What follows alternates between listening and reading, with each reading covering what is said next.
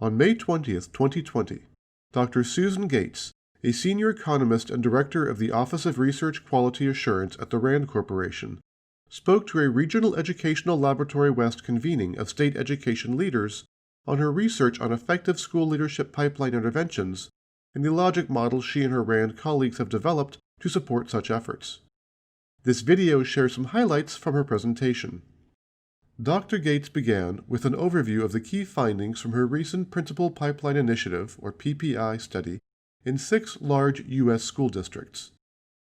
The initiative supported comprehensive local efforts to improve 4 pipeline components: rigorous standards for what principals need to know and do, high-quality preparation in collaboration with local higher education institutions or other partners, selectively hiring and placing administrators based on data, and improving on-the-job support.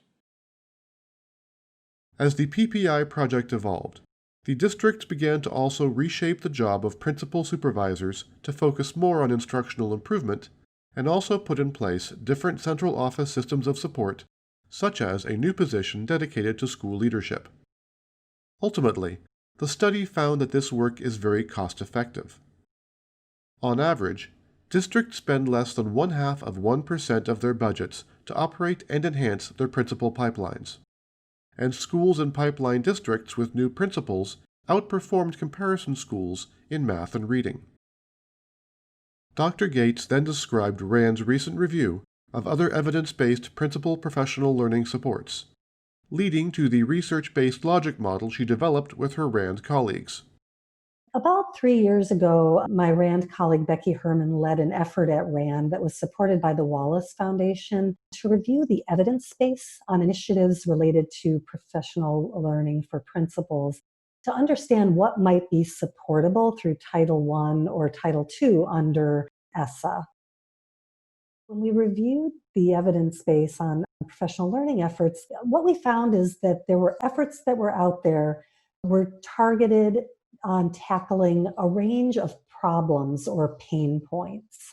There might be a concern that ongoing professional development is not meeting the needs of all principals.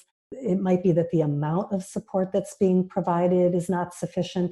Another concern might be that the content could be misaligned with district, school, or even principal needs, or that the delivery of the content might not be effective. And so I know you all have identified one or more such problems, and that these problems have informed the way that you're tackling these initiatives and the kinds of outputs and outcomes that you might want to track. A big emphasis in the pipeline districts was on revising systems and processes for providing on-the-job support. And this included the development of new materials and content, sometimes contracting with third-party providers or nonprofit organizations on that, and developing the technology to support those kinds of efforts on an ongoing basis.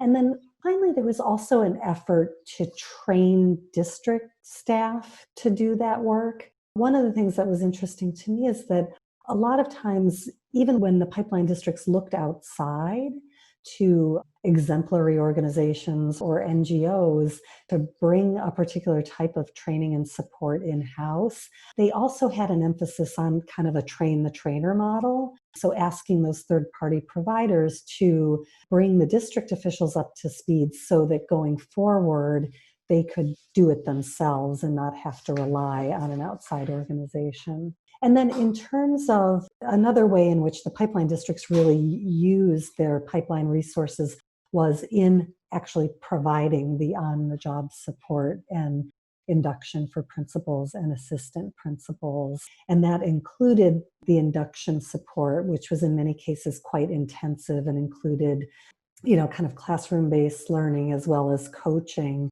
But they also supported veteran leaders. In one case, one of the districts had kind of a 5-year plan for supporting new leaders as they progressed from, brand new novice principals to veteran principals with a different focus in each year.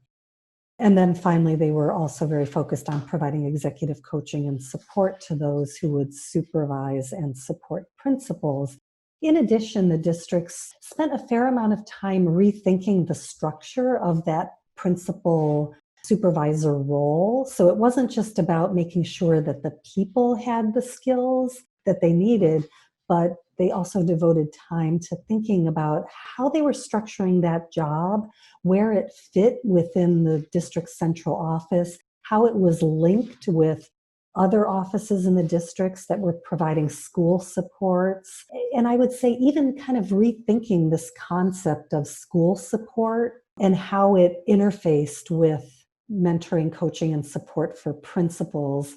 In many of the districts, principal support and school support at the beginning of the pipeline initiative were often considered very different things. Like the principal support was like an HR thing, and the school support was more of a school support, or it was part of a different office. And so another thing that the districts had to do was to think about unpacking those silos and putting things together in a different way.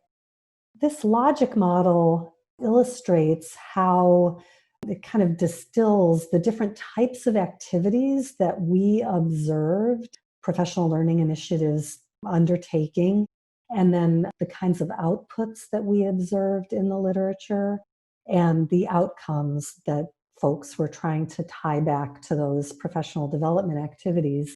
And so what I want to do is drill down a little bit into those outputs that we learned about. So on this slide, we show two common outputs associated with the activity of providing principals with high quality training that we observed in the examples we reviewed. And then on the right side of the chart, we articulate the indicators that we observed in the literature that were associated with those outputs. And so the first output, that was a pretty common one, was that principals would receive sufficient high quality training during formal training sessions.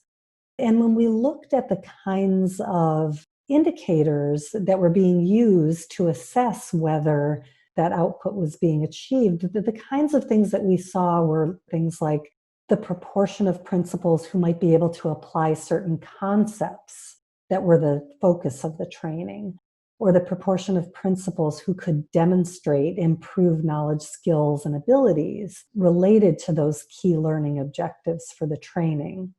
Now, I'll pause here and just note that those first two metrics, if you were to use them, would require some definition of the knowledge, skills, competencies that are in fact the target of the professional development, as well as a way, a mechanism for assessing them. And when you're thinking about a statewide initiative, one of the opportunities is that there can be some consistency and, like maybe a common set of knowledge, skills, competencies, as well as a common way of measuring them, which could then be applied by districts across the state in tracking the effectiveness of the professional development. Another metric that we observed was, kind of a more subjective measure about principal satisfaction with the training. And that would be reflected in the proportion of principals reporting that they felt the training was sufficient in terms of its duration and intensity to kind of get them to a higher level of performance. So those kinds of metrics can be useful as well, although they reflect more on the implementation as opposed to some of the outcomes. So the second output, which was less common, but also observed in a lot of the programs, was that principals would receive support outside of formal training sessions. Now this is a somewhat tricky outcome because, if you have a program or you're delivering the support, like that's all self-contained and you have more control over what you measure and when you measure it. When you're talking about supports that are provided outside of formal training sessions, it can be a little bit more difficult to track information indicators. But some of the things that we saw were things like the degree to which principals engage in high quality support discussion communities, the proportion of principals that report that they had access to supports when they needed it, or the proportion of principals reporting that the support that they got was useful. And those kinds of reports could be assessed through surveys that are done, at a particular point in time, like statewide or something like that.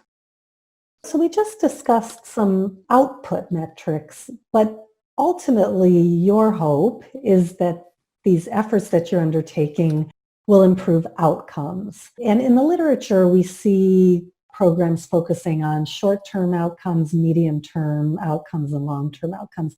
And long-term outcomes are usually pretty distal, like 3 to 5 years. And so what I wanted to focus on today was the short-term and the medium-term outcomes.